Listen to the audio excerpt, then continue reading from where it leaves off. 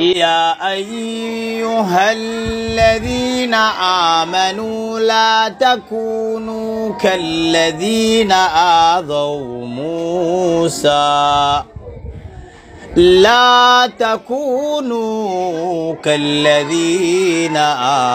موسى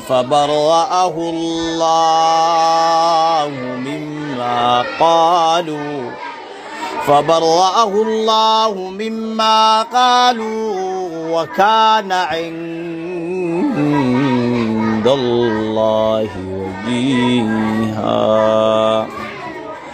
يا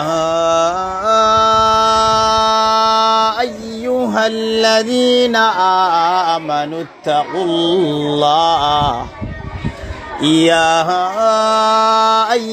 الذين آمنوا اتقوا الله وقولوا قولا سديدا